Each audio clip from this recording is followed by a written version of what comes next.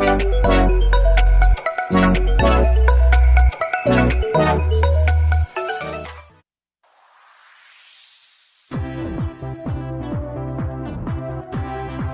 Indofood sukses makmur.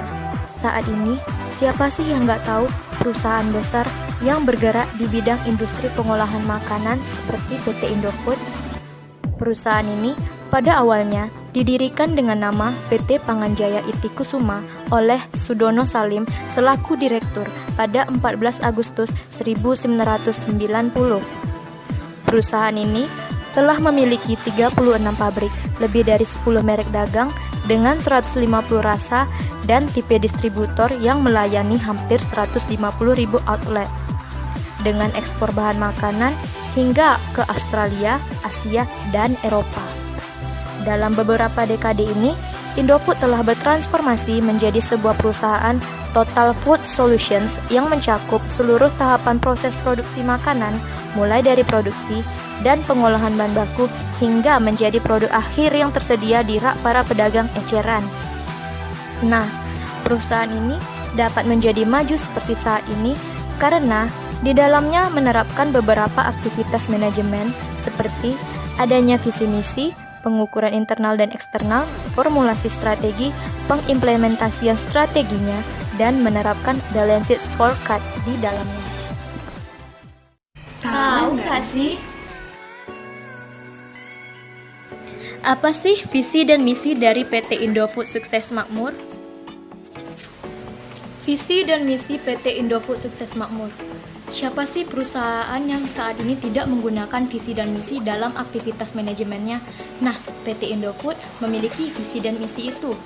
Visinya yaitu perusahaan ini ingin menjadi perusahaan yang dapat memenuhi kebutuhan pangan dengan produk yang bermutu, berkualitas, aman untuk dikonsumsi, dan menjadi leader di dalam bidang industri pengolahan makanan. Nah, kalau ada visi, pasti ada misinya dong.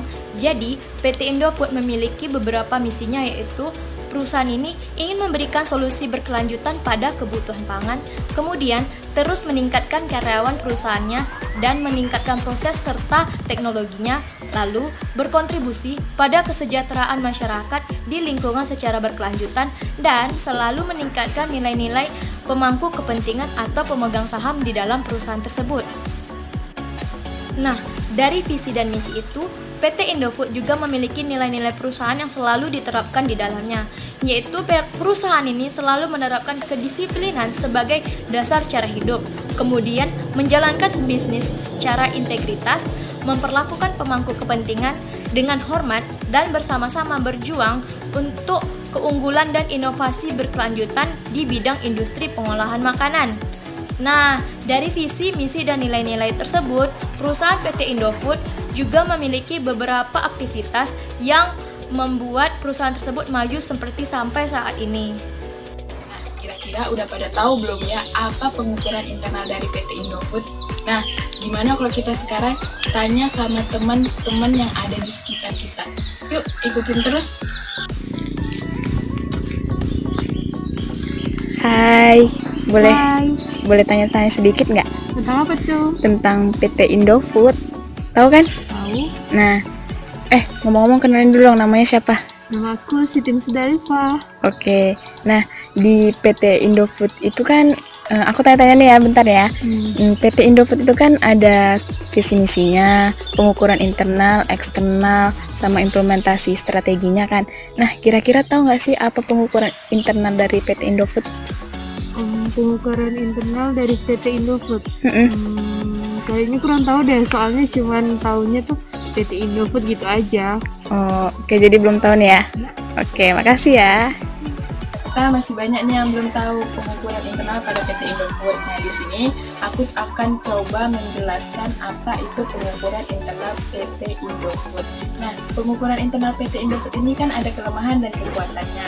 Kekuatannya itu kualitas sumber daya manusia yang baik. Yang kedua itu kecepatan dalam menjangkau konsumen, yang ketiga itu jangkauan distribusi yang luas. Nah, yang kelemahannya itu yang pertama terlalu banyak inovasi yang diberikan oleh Indofood.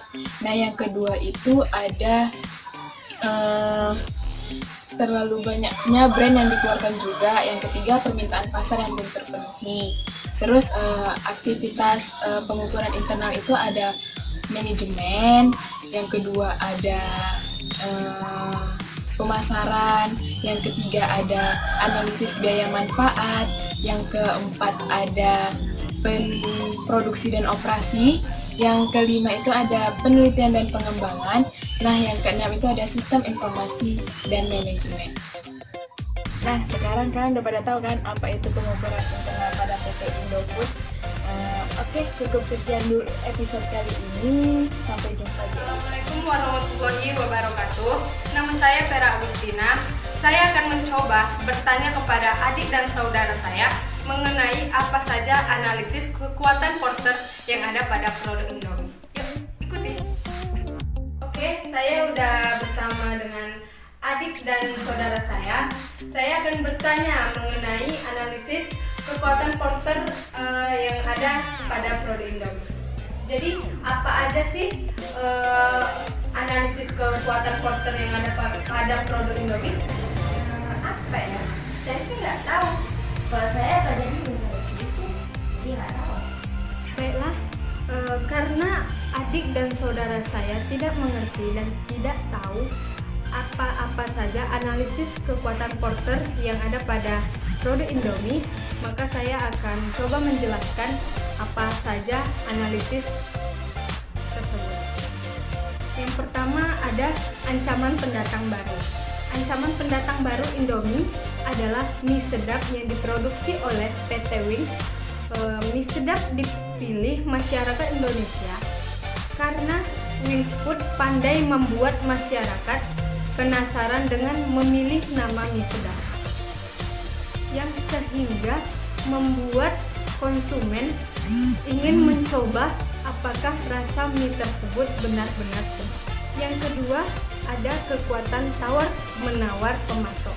Kekuatan tawar-menawar pemasok di sini terbagi menjadi dua, yaitu yang pertama, salah satu kunci sukses Indomie terletak pada Indofood yang juga mempunyai posisi kuat pada merek tepung terigunya yaitu Bogasari.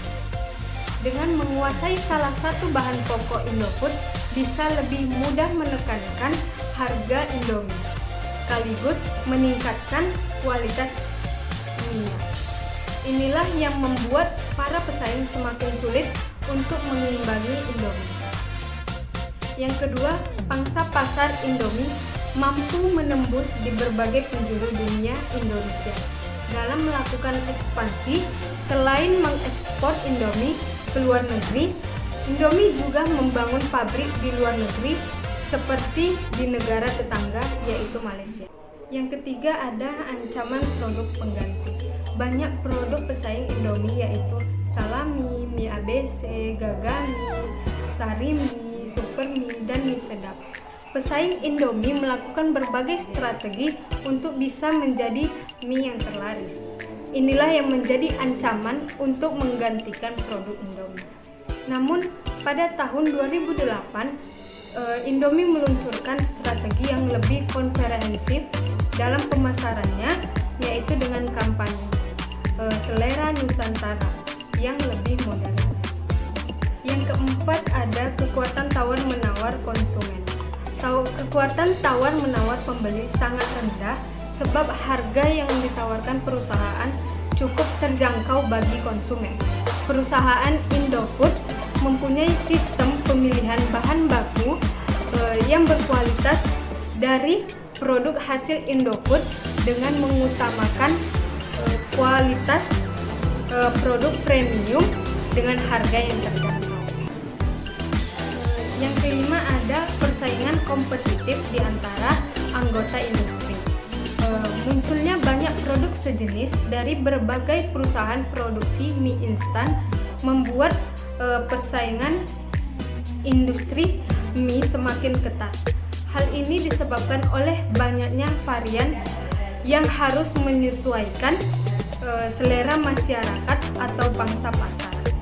Untuk produk Indomie yang dipilih oleh pembeli berdasarkan selera yang sudah melekat. Sedangkan untuk harga tidak terlalu berbeda jauh sehingga bukan merupakan faktor Ini ada formulasi strategi pada PT Indofood. Nah, formulasi strategi pada PT Indofood ini adalah pesaing yang muncul secara tiba-tiba membuat PT Indofood ini seolah tersentak sebagai akibat dari ketidaksiapannya PT Indofood untuk menghadapi pesaing dari para kompetitor baru. Kemudian pangsa pasar Indofood mulai terkikis. Menurut data Mix pada tahun 2002, Indofood masih menguasai pangsa pasar mie sebesar 90%. Kemudian mie sedap masuk pada Mei 2003 dengan inovasi baru, harga yang terjangkau, dan gencar melakukan promo-promo. Kemudian pangsa pasar mie Indofood mulai goyah. Pada tahun 2006, pangsa pasar Indofood mengalami penurunan sekitar 75%. Nah, selanjutnya ini ada strategi. Strategi ini terbagi menjadi 4. Yang pertama itu ada strategi integrasi, yang kedua strategi intensif, yang ketiga strategi diferensifikasi. Nah, yang keempat itu ada strategi defensif. Nah, yang selanjutnya itu ada analisis. Dan di sini adalah analisis SWOT itu terbagi menjadi 4. Yang pertama itu ada strength atau kekuatan, weakness kelemahan, opportunity peluang, dan yang terakhir itu ada threat atau ancaman. Sama saya Novita Saraswati. Oke, saya akan menjelaskan apa itu implementasi dan evaluasi strategi. Sebelumnya, saya akan menanyakan 2 orang yang ada di depan saya. Apa mereka tahu apa itu implementasi dan evaluasi strategi? Kalian pernah dengar nggak sih apa itu implementasi atau evaluasi strategi? Kalau aku sih kayak pernah dengar. Itu tuh seperti tindakan. Oh, kalau yang satu? Kalau aku sih nggak pernah dengar sih, baru dengar ini. Jadi kalian cuma tahu yang implementasinya aja? Iya. Oh. Oke, terima kasih waktunya. Sama-sama. Baiklah, di sini saya akan menjelaskan apa itu implementasi strategi dan evaluasi strategi.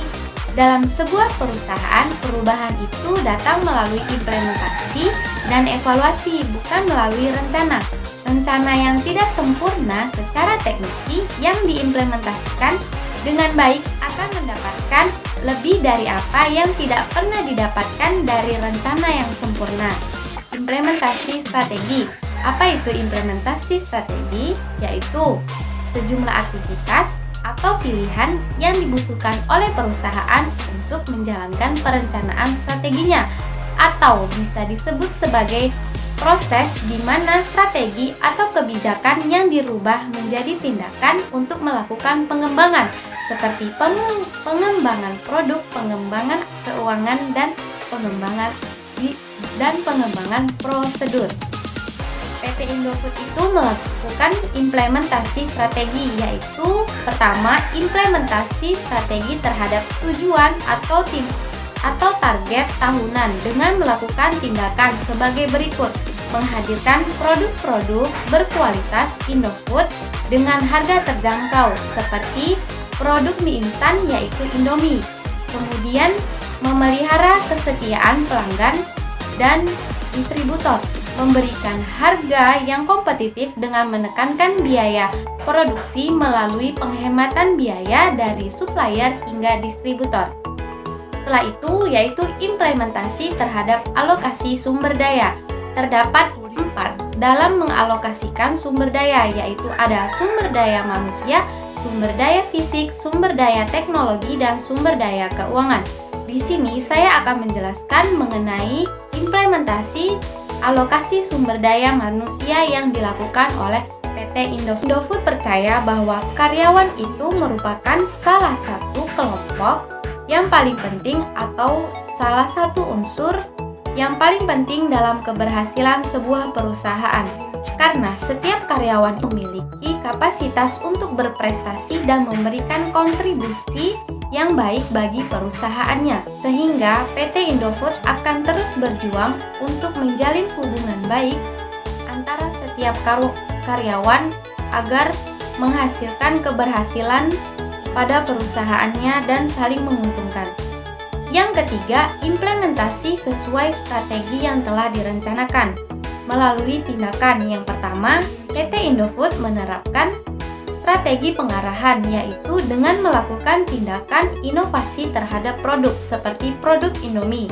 Yang kedua, PT Indofood itu menerapkan strategi portofolio dengan melakukan tindakan pembentukan sumber daya manusia yang berkualitas agar dapat memberikan pelayanan yang baik bagi pelanggan.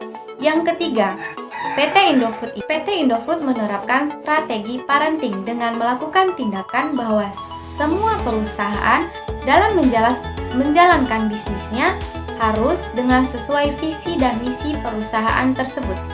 Setelah implementasi strategi, yaitu evaluasi strategi pada perusahaan. Apa itu? Merupakan tahap terakhir dalam manajemen strategi, berusaha untuk mengumpulkan informasi, atau di mana cara pelaku bisnis itu untuk mengevaluasi posisi perusahaan untuk mencapai tujuan strateginya. Di sini saya akan menjelaskan evaluasi strategi yang digunakan oleh PT Indofood dengan menggunakan metode Balance Sheet Scorecard atau disingkat dengan BSC, di mana metode ini adalah metode pengukuran hasil kerja yang digunakan oleh perusahaan untuk mengetahui sejauh mana pergerakan atau perkembangan perusahaan. Di dalam Balance Sheet Scorecard ini ada 4 perspektif. Yang pertama yaitu perspektif keuangan.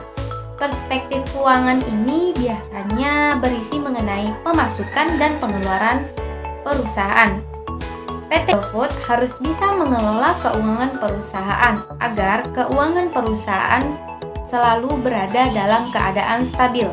Setelah perspektif keuangan yaitu kedua perspektif pelanggan, di mana berhubungan dengan pelayanan pelanggan atau konsumen.